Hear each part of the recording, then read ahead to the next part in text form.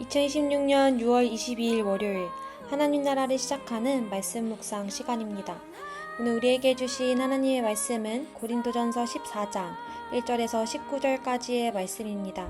고린도전서 14장의 말씀을 젊은 1-1순의 이승화 성도님께서 봉독해 주시겠습니다. 하나님의 말씀을 경청하십시오.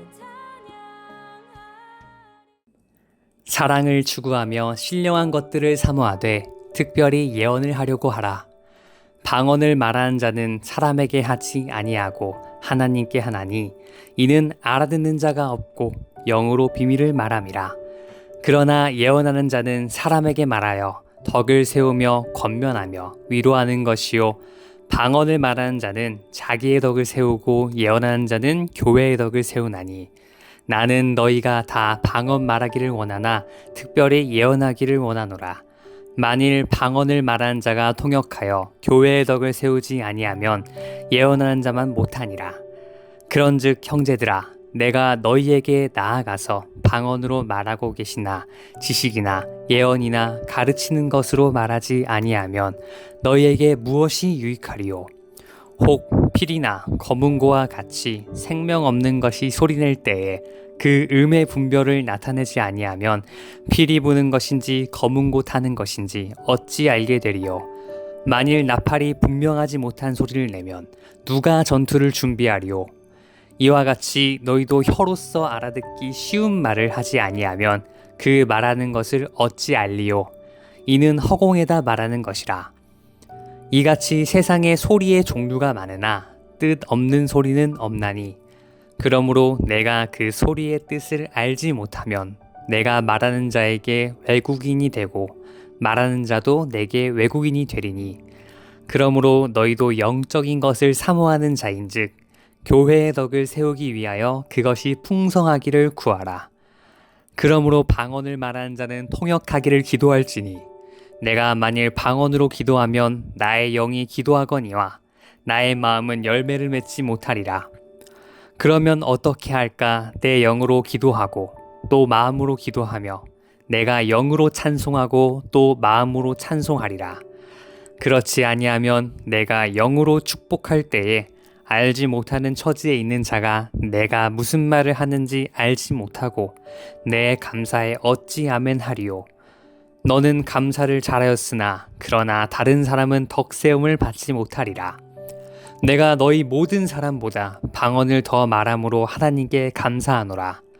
그러나 교회에서 내가 남을 가르치기 위하여 깨달은 마음으로 5마디 말을 하는 것이 1만마디 방언으로 말하는 것보다 나으니라. 아멘. 많은 설교를 듣고 성경 공부를 하더라도 그 내용을 이해할 수 없다면 무슨 소용이 있을까요? 설교뿐만 아니라 순모임에서도 나눔의 내용을 이해할 수 없다면 그것 역시 무슨 소용이 있을까요? 생각보다도 우리의 신앙은 이해에 기반을 두고 있습니다. 조직신학자인 다니엘 밀리오리도 자신이 작성한 개론서의 제목을 이해를 추구하는 신앙이라고 지었습니다. 맹목적으로 믿는 것이 아니라 신앙은 이해를 추구해야 한다 라는 밀리오리의 신학 아래 이렇게 이름이 지어진 것이지요. 그런 의미에서 오늘 본문은 이해하기에는 다소 난해한 본문이기도 한데요. 바울은 방언과 예언 그리고 방언을 통역하는 것과 같은 은사에 대해 말합니다. 그리고 이 은사들은 하나님이 주신 선물이다 라고 표현하면서도 방언보다는 예언의 은사를 더 소망하라, 방언을 통역하는 은사를 더 소망하라 라고 권면하는데요. 오늘 본문을 얼핏 보았을 때는 방언보다는 예언이 그리고 예언만큼이나는 방언을 통역하는 은사가 더 우월한 것처럼 느껴집니다. 바울은 도대체 예언과 방언을 통역하는 일을 소망하라 라고 권면한 이유가 무엇일까요? 먼저 바울이 오늘 본문을 통해 이야기하고자 한 바가 은사의 우월성은 아닙니다. 그렇다면 앞서 고린도전서 12장과 같이 몸은 하나인데 많은 지체가 있고 눈이 손더러 내가 너를 쓸 데가 없다 라고 하거나 너희는 그리스도의 몸이요 지체의 각 부분이라 라고 말하면서 고린도 교인들에게 은사가 교회를 나누기 위한 것이 아니라 한 몸 된 공동체를 세우기 위한 것이라고 설명할 필요는 없었을 겁니다. 즉 바울이 오늘 본문을 통해 방언은 하등한 은사이고 예언과 방언을 통역하는 은사가 더 우월한 은사이다 라고 말한 게 아니라는 거죠. 바울이 예언과 방언을 통역하는 은사를 소망하라 라고 권면한 데에는 앞서 설명한 이해에 있습니다. 방언은 어떤 말인지 이해할 수 없지만 예언과 방언을 통역하는 일은 공동체로 하여금 알아들을 수 있는 말로 하나님의 뜻을 이해할 수 있는 은사였기 때문입니다. 고린도전서 12장에서 바울이 은사의 필요성에 대해 한몸된 공동체를 세우기 위해 존재한다 라고 설명한 것과 같이 예언과 방언을 통역하는 은사를 통해 하나님의 뜻을 이해함으로 공동체의 덕을 세우라고 고린도 교회에게 권면한 것이죠. 바울은 고린도전서 12장에서도 14장에서도 결국 은사의 기능을 공동체의 덕을 세우는 것에 두고 공동체의 덕을 세우기 위해서는 결국 하나님의 뜻을 이해해야 한다라고 설명합니다. 바울이 말하는 공동체의 덕을 세우는 것은 어떻게 가능할까요? 아무리 신비로운 은사라고 하더라도 공동체가 이해할 수 없다면 덕을 세우는 일이 될 수 없습니다. 그렇기에 바울은 오늘 본문에서 이렇게 이야기합니다. 그러나 나는 방언으로 만마디 말을 하기보다는 다른 사람을 가르치기 위하여 나의 깨친 마음으로 교회에서 5마디 말을 하기를 원합니다. 바울이 말한 다른 사람을 가르치기 위하여 교회에서 5마디 하는 것을 바꾸어 말하면 이렇게 말할 수 있습니다. 다른 사람에게 하나님의 뜻을 이해시키기 위해 교회에서 5마디 하는 것. 바울은 교회의 덕을 세우기 위해 중요한 것을 하나님의 이해함에 두고 있습니다. 우리의 신앙은 이해함이 필요합니다. 맹목적인 믿음은 결국 우리로 하여금 하나님을 오해하게 하고 의심하게 합니다. 하나님께서는 우리가 하나님을 이해할 수 있도록 공동체를 주셨습니다. 설교를 통해 하나님이 어떤 분인지 알아가고 예배를 통해 하나님과 더욱 친밀해지며 순모임을 통해 타인이 만난 하나님을 내가 다시 한번 만남으로 우리는 공동체 안에서 하나님을 그리고 하나님의 뜻을 폭넓게 이해할 수 있습니다. 사랑하는 높은 뜻 오신 공동체 가운데 바울이 말한 것과 같이 하나님을 향한 이해가 더욱 풍성해지길 바랍니다. 우리의 예배 안에 순모임 안에 나눔 안에 하나님의 뜻을 함께 알아가는 은혜가 있기를 바랍니다. 그렇게 우리가 하나님을 함께 이해할 때 하나님의 뜻 안에 우신 공동체가 세워지길 간절히 소망합니다. 말씀을 기억하며 기도드립니다. 사랑과 은혜가 풍성하신 하나님 아버지, 우리로 하여금 그저 하나님을 믿으라고 말씀하지 않으시고 하나님께서는 하나님을 이해할 수 있는 많은 방법을 우리에게 주셨습니다. 때로는 하나님을 이해할 수 없는 고난에도 처하지만 그때마다 우리에게 주신 공동체가 있음을 기억하게 하소서. 공동체 안에서 하나님을 더욱 이해하고 알아가는 높은 뜻 오신 교회가 되길 소망합니다. 또한 오늘 하루를 살아가며 삶의 예배의 자리에서 하나님을 더욱 알아가기를 원하오니 인도하여 주시옵소서. 예수 그리스도의 이름으로 기도드립니다. 아멘. 오늘 사연은 말씀을 봉독해 주신 이승화 성도님의 사연입니다. 저의 레마의 말씀은 이사야 46장 3절에서 4절의 말씀입니다. 야곱의 집이여 이스라엘 집에 남은 모든 자여 내게 드릴지어다. 배에서 태어남으로부터 내게 안겼고 태에서 남으로부터 내게 업힌 너희여 너희가 노년에 이르기까지 내가 그리하겠고 백발이 되기까지 내가 너희를 품을 것이라. 내가 지었은즉 내가 업을 것이요 내가 품고 구하여 내리라. 안녕하세요. 신혼누리순의 이승화입니다. 저의 레마의 말씀은 이사야 46장 3절에서 4절의 말씀입니다. 올봄 저에게는 평생 잊지 못할 2가지 소식이 연이어 찾아왔습니다.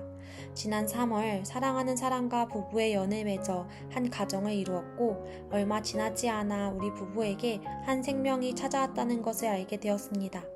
아직 눈에 보이지도 손에 만져지지도 않는 작은 생명인데 그 소식을 듣던 순간 마음이 벅차오르고 그저 감사했습니다. 그러나 감사의 마음 뒤편에는 묵직한 부담감도 함께 있었습니다. 한 사람의 인생을 평생 책임진다는 것의 무게가 기쁨만큼이나 크게 다가왔기 때문입니다. 그렇게 감사와 부담이 뒤섞여 있던 어느 날 이사야 46장의 말씀이 제 마음 깊이 들어왔습니다.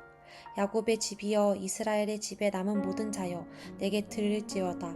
배에서 태어남으로부터 내게 안겼고 태에서 나무로부터 내게 업힌 너희여, 너희가 노년에 이르기까지 내가 그리하겠고 백발이 되기까지 내가 너희를 품을 것이라. 내가 지었은즉 내가 업을 것이요 내가 품고 구하여 내리라.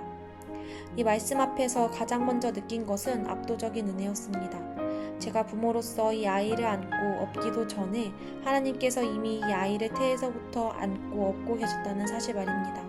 제 사랑이 시작되기도 전에 하나님의 사랑이 먼저 그 자리에 있었습니다. 그리고 깨달았습니다. 저는 제 힘과 제 가치관으로 아이를 기르는 것이 아니라 하나님의 대리자로서 이 아이를 맡은 것이라는 사실을요. 이것은 거룩한 부담감이었습니다. 그래서 저는 앞으로 제 뜻을 먼저 내세우기보다 매 순간 하나님의 뜻을 구하며 아이를 양육하려고 합니다. 이 아이는 내 소유가 아니라 하나님께서 제게 맡기신 귀한 생명이기 때문입니다. 또한 노년에 이르기까지 품으시겠다는 약속은 곧 태어난 아이뿐만 아니라 부모인 저의 인생 전체까지도 하나님께서 책임지신다는 음성으로 들렸습니다. 한 가정을 이끄는 가장으로서, 또 한 생명을 길러내야 하는 부모로서 제 지혜와 능력이 부족해 불안해질 때까지 분명 있을 것입니다. 그러나 바로 그때 내가 지었은즉 내가 업을 것이라 하시는 하나님의 음성이 저에게는 큰 위로이자 동시에 책임감을 일깨우는 말씀이 됩니다. 그래서 저는 가장으로서, 부모로서 큰 책임감을 느끼지만 그 책임을 저 혼자 짊어지지 않습니다. 저를 지으시고 끝까지 업으시는 하나님을 의지할 때 이 길을 충분히 잘 걸어갈 수 있다는 믿음과 감사가 마음에 차오릅니다. 부족한 저희지만 이 말씀을 붙들고 우리 가정과 곧 태어날 아이를 위해 꾸준히 기도하며 나아가려 합니다. 부족한 저희 부부와 곧 태어날 아이를 위해 함께 기도해 주시면 감사하겠습니다. 이렇게 사연 전해주시며 하나님의 은혜라는 찬양을 추천해 주셨습니다. 추천해 주신 찬양 들으시며 더 깊은 묵상으로 나아가겠습니다.